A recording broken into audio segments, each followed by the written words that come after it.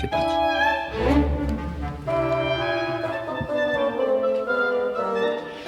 Gisèle Chabagnier, bonjour. Bonjour. Et bienvenue, vous êtes donc le président confédéral de la CFTC. Quel bilan tirez-vous de la journée d'hier ? Très forte mobilisation, historique, des taux de grévistes un peu décevants, non ? Alors la mobilisation a été très forte puisque c'est la meilleure mobilisation depuis le 19 janvier. On en est quand même à la 6e mobilisation. Et en plus, il y avait près de 700 points de rassemblement au niveau des entreprises qui font que ces actions qui ont été faites au niveau des entreprises, ces personnes-là n'ont pas participé au cortège de manifestants. Donc très forte mobilisation. Sur les grévistes, oui, les taux sont peut-être pas aussi bon que ce qu'on pouvait espérer, mais il faut bien prendre en compte le fait que nous vivons dans un moment où l'inflation et le pouvoir d'achat est une véritable difficulté. Et donc, dans beaucoup d'entreprises, les salariés s'organisent en disant il y a peut-être 10 ou 15% qui font grève aujourd'hui, demain c'est 15% d'autres personnes. Il y a une sorte de relais. Il y a une sorte de relais parce que ça suffit pour parfois bloquer l'activité de l'entreprise ou en tout cas faire valoir ses droits. Et on voit que ce relais aujourd'hui est une forme d'organisation pour faire face à cette inflation et à ces problèmes de pouvoir d'achat. On entend beaucoup de choses aussi sur les caisses de secours des syndicats qui payent une partie des salaires manquants pour les grévistes. C'est vrai ou c'est un fantasme ?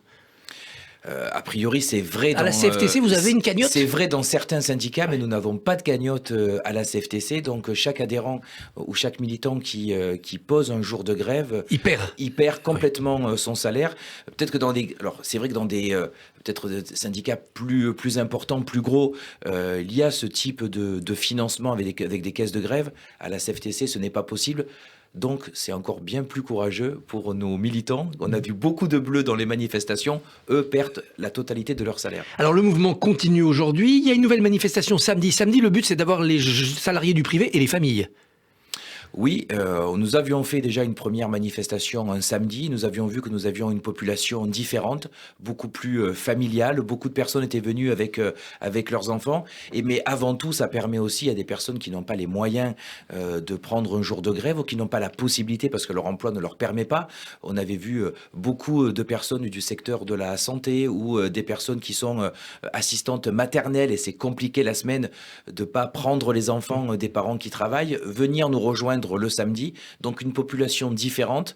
Donc ça, c'est un plus. Et le fait aussi qu'il y a peut-être pour beaucoup de professions pas la nécessité de poser un jour de grève et donc pas de perte de salaire. On a vu quelques violences hier à Paris ou à Nantes. Ça ne peut pas effrayer aussi un peu les manifestants et notamment les familles ? On voit quand même que ces mobilisations se passent bien et tout le monde reconnaît que les organisations syndicales savent organiser, savent encadrer.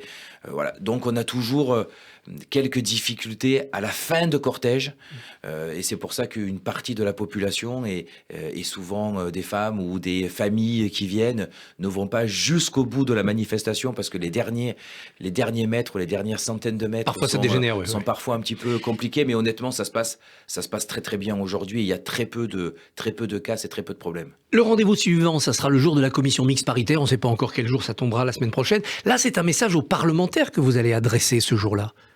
Totalement, puisqu'il devrait y avoir le vote. Et aujourd'hui, on fait beaucoup de discussions avec les parlementaires. On voit que contrairement à ce qu'annonce le gouvernement, où il nous dit qu'il ne manquera pas une voix dans la majorité, c'est pas tout à fait les discours qu'on a quand on parle avec les parlementaires, parce qu'ils savent, eux, qu'ils doivent retourner après dans leur circonscription, où la population est très mécontente de cette réforme. Donc nous, on veut agir, on veut mettre la pression sur les parlementaires pour que ce texte ne soit pas voté. Encore une fois, on ne veut pas que ce texte soit voté, mais on n'est pas contre une réforme des retraites. On est contre cette réforme des retraites. C'est toute la différence. Alors, pression sur les parlementaires, mais aussi pression sur l'Élysée. Un courrier des syndicats va partir. Vous demandez d'être reçu par le président de la République. S'il vous reçoit, que lui direz-vous ? D'abord, il faut qu'il nous reçoive, parce que c'est quand même assez hallucinant que le gouvernement, depuis le 19 janvier, n'ait aucun contact. Il y a eu quelques coups de téléphone entre Elisabeth Borne et les leaders. Oui, il y a eu un coup de téléphone d'Elisabeth Borne avec les leaders. On l'a beaucoup qualifié d'ailleurs de coup de fil de convenance ou de convivialité. Mais il y a pas de contact. Et c'est quand même hallucinant qu'en mettant 6 fois plus d'1 million, 1,5 million de personnes dans la rue, il n'y ait pas de prise de contact avec les organisations syndicales. Donc aujourd'hui, on veut dire au chef de l'État que cette réforme, elle est rejetée par les 2/3 de la population, par 90% des salariés, qu'il faut la retirer, il faut écouter cette population, il faut écouter la rue, il faut écouter les organisations syndicales et qu'ils nous remettent autour de la table des concertations. Il n'y a pas d'urgence absolue à le faire là, tout de suite. On peut prendre quelques mois et trouver ensemble une véritable réforme qui est juste, qui permet de pérenniser notre système par répartition sans avoir besoin de reculer l'âge légal. Il y a un texte qui est déjà voté, déjà disponible, il est au Sénat, c'est la réforme par points qui avait été adoptée début 2020. Pourquoi pas ? Mais complètement. Vous savez que la CFTC a toujours été, peut-être aussi par ses racines, universaliste. Donc nous étions pour un système universel par points. Pas forcément comme il était conçu par le gouvernement. Il y avait des choses avec lesquelles on n'était pas d'accord. Mais un système universel par points c'est le système le plus juste. Et oui, il fallait repartir, et nous on demande ça, on continue à le demander, de repartir du travail qu'on a fait pendant près de 2 ans avec Jean-Paul Delevoye et après avec Laurent Pietraszewski, un travail de 2 ans pour mettre en place un système universel par points et arrêter avec des réformes paramétriques. Est-ce que l'issue, parce que ça sera sans doute voté, il y a le 49.3 qui est là, ce n'est pas pour vous de vous projeter sur 2027, il y aura une présidentielle, chaque camp politique, chaque candidat va avoir son projet. L'un, ça sera le retour de la réforme par points, d'autres, ça sera le retour à 60 ans financé autrement. C'est peut-être ça le futur grand combat des syndicats. On essaie de pas se mêler de la campagne présidentielle quand même, chacun son rôle, donc on veut pas influencer. Mais c'est celle qui tranche dans notre pays les grandes orientations. C'est celle qui tranche, même si aujourd'hui, avec tous les amendements qui passent, on est en train de nous dire qu'il faudra peut-être une autre réforme des retraites d'ici 2 ans, donc peut-être y compris avant 2027. Donc vous voyez, non, aujourd'hui, vraiment l'enjeu, c'est de retirer cette réforme, retirer cet allongement de la durée de cotisation et de l'âge légal, et de se remettre autour de la table. Je crois qu'il y a des syndicats suffisamment constructifs, et la CFTC l'est, pour trouver une solution qui peut convenir. Nous sommes responsables, voilà. Et nous savons que dans l'avenir, on va avoir un déficit. On parle de 10-12 milliards. Le problème, c'est qu'on a mis des tas de solutions sur la table pour trouver ces 12 milliards et qu'on a pu discuter de rien sur le sujet du financement, puisque la Première ministre, dès le départ, nous a dit c'est soit 65 ans, soit 64 avec l'augmentation de la loi Touraine, et pas d'autres discussions possibles. C'est inimaginable, incompréhensible. Aujourd'hui, 8 mars, c'est la journée internationale du droit des femmes. La réforme a quand même été améliorée depuis le 10 janvier sur le cas des femmes, notamment des femmes qui ont eu des enfants pendant leur carrière. C'est une fausse amélioration parce que c'est vrai qu'on a beaucoup œuvré, nous, à la CFTC, et très attachés aux droits des femmes, et pour que des trimestres soient évidemment pris en compte. Mais on se retrouve aujourd'hui dans une difficulté, c'est que comme on a cet allongement de l'âge légal à 64 ans, des personnes et des femmes qui n'auraient pas de carrière hachée vont devoir travailler 2 ans de plus, et dans certains cas, en fait, les trimestres liés à la naissance d'un enfant ne vont pas compter parce qu'elles auraient pu partir à 62, l'âge légal aujourd'hui. Elles vont devoir travailler plus longtemps, et donc le bénéfice de ces trimestres va être annulé. Voilà. Donc là aussi, il y a beaucoup de choses à revoir. La politique familiale, c'est un des points forts de la CFTC. Aujourd'hui, quelle réforme vous porteriez pour que la politique familiale en France redresse la natalité ?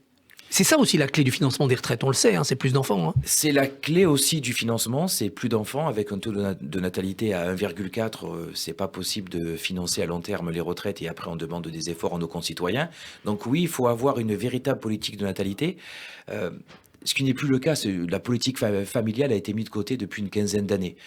Et donc, il y a différentes mesures qu'on peut prendre en compte. Par exemple, plutôt que d'aider les familles à partir fortement au 3e enfant, nous, on propose d'aider dès le 1er enfant. Je prends un exemple tout bête. Au lieu de donner 300 € au 3e enfant, on pourrait donner 100 € dès le 1er enfant, puis 100 € dès le 2e. Voilà. Et parce que toute la politique familiale a été conçue autour de l'effort demandé aux familles au 3e enfant. Souvent, ça vous entraîne un changement de voiture, un changement de logement. Donc, il y avait une aide financière portée au 3e enfant. Et aujourd'hui, c'est plus le cas. C'est dès le 1er enfant. C'est dès le 1er, et le basculement se fait plus au 3e, il se fait au 2e enfant. Donc, il faut changer la mentalité de cette aide à la politique familiale et le démarrer dès le 1er enfant. Parce que oui, la politique de natalité est une réponse aussi au sujet des retraites, comme l'emploi des seniors, qui est le 2e grand volet sur lequel il faut agir. Mais dès que vous dites cela, on vous dit, oui, voilà, vous voulez réduire les femmes à leurs conditions de fabricantes d'enfants. Non mais on devient fou. On ne peut plus parler d'aucun sujet dans ce pays. Évoquer le fait de faire des enfants, déjà c'est quand même un bonheur de faire un enfant, il me semble. Et évidemment, le renouvellement des générations, c'est un enjeu. Parler de comment on peut aider les familles à faire des enfants, les élever, leur assurer un avenir. On pourrait pouvoir parler de ces sujets sans s'entendre dire qu'on réduit les femmes à un utérus. C'est quand même complètement hallucinant. Voilà. Donc, que tout le monde retrouve un peu de raison et qu'on puisse aborder des sujets sereinement sans tomber dans les caricatures qui courent à longueur de temps. La CFTC, le C, c'est chrétien. Oui. Qu'est-ce qui reste de cette dimension spirituelle de la CFTC qui nous renvoie à Léon XIII et à son encyclique Rerum Novarum? Qu'est-ce qui reste aujourd'hui de cet enracinement? Des valeurs très fortes, des valeurs d'humanisme, des valeurs de construction sociale, de justice sociale, qui sont très importantes. Le C de la CFTC, c'est avant tout dire que nous sommes un syndicat de la personne. Voilà, de la personne dans sa globalité, dans sa sphère sociale, économique, spirituelle, et qu'avant d'aborder les sujets sous un domaine et sous une vision économique ou sociale, la première de nos préoccupations, c'est de voir les effets sur la personne.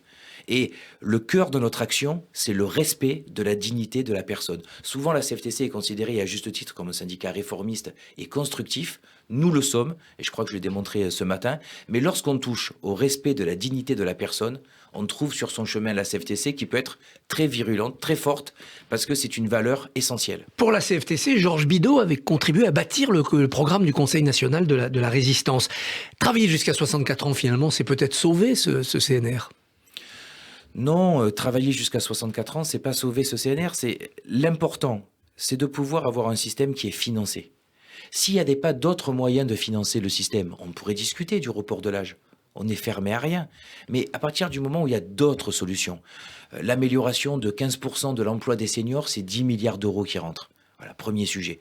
Deuxième sujet, les aides qui sont accordées aux entreprises. Certaines sont utiles et efficaces, on n'est pas dogmatique. D'autres sont complètement inefficaces. Si on mettait de côté celles tout simplement qui sont inefficaces, c'est encore des milliards d'euros qui rentrent. Il n'y a pas de progressivité dans ce qu'on paye pour l'assurance retraite. C'est plafonné au plafond sécurité sociale qui est à 3 800 euros. Il faut que les gens sachent que qu'on gagne 10 000 euros ou 8 000 euros, on paye 6,9 sur 3 008. Voilà, donc tous ces sujets-là, pourquoi on ne peut pas en parler ? Cyril Chabagnier, merci et bonne journée. Merci à vous.